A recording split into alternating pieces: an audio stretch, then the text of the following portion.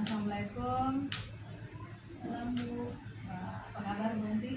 Baik Bu, alhamdulillah. Oke, hari ini kita akan melakukan kegiatan supervisi akademik.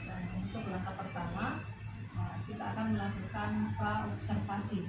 Jadi ada 3 tahapan. Yang pertama pra-observasi, yang kedua kita akan observasi di kelas pada saat Bu Anti mengajar, yang ketiga ada persiapan lagi setelah kita observasi, itu pasca observasi. Hari ini sehat? Sehat Bu, alhamdulillah. Boleh kita mulai percakapan pra-observasinya? Boleh. Sebentar mengajar kelas berapa? Di kelas 12 B Bu. Mata pelajaran Administrasi transaksi. kemudian tujuan pembelajaran yang nanti akan dibawakan. Tujuan pembelajarannya Bu, untuk pengetahuan itu peserta didik mampu mengklasifikasikan jenis surat niaga. Untuk keterampilan peserta didik mampu menunjukkan atau membedakan alat komunikasi dalam surat niaga. Oke. Jadi mungkin sebentar materi yang akan disampaikan sekitar apa itu? Seputar surat niaga. Surat niaga ya. Ya. Oke. Selanjutnya sebelum mengajar, administrasi apa yang Bu Anti sudah persiapkan? Saya sudah persiapkan. Yang pertama ini Bu, rencana pembelajaran. Saya untuk pembelajaran hari ini saya akan menggunakan LCD, proyektor maksud saya, laptop. Kemudian untuk peserta didik saya membawa kertas double folio. Iya, untuk membuat suratnya Bu. Sebagai media ya. Iya, media. Kemudian ada LKPD-nya atau apa? Tidak ada. Oke. Bisa mungkin Bu Anti menjelaskan langkah-langkah pembelajaran yang akan sebentar dilakukan? Metode yang akan saya gunakan adalah saintifik, modelnya adalah problem basic learning. Nah, dimana di sini saya akan memberikan studi kasus kepada peserta didik. Mereka akan menentukan surat apa yang akan mereka buat. Nah, kan di sini ada 6 jenis surat. Jadi secara berkelompok mereka sesuaikan. Misalnya masalah ini cocoknya surat apa. Nah, di sini saya membaginya menjadi 6 kelompok berdasarkan jenis suratnya Bu.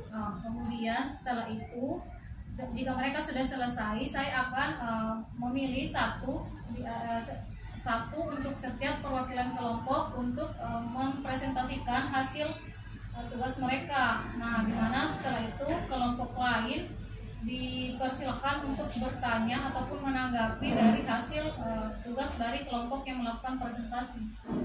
Jadi saya berusaha untuk memberikan kesimpulannya.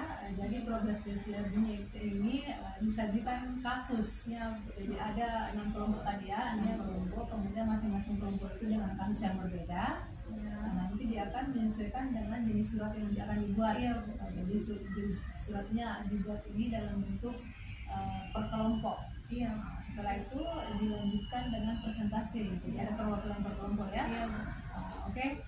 Kira-kira apa menurut perkiraan Bu Anti tujuan pembelajaran yang sudah ditetapkan itu akan tercapai dengan langkah-langkah tersebut? Kalau menurut saya pribadi, tujuan pembelajaran ini akan tercapai, tapi dengan catatan jika peserta didik memperhatikan penjelasan saya mulai dari awal sampai akhir. Nah, jika di materi yang surat niaga ini kira-kira ada kesulitan yang akan dihadapi oleh peserta didik mungkin?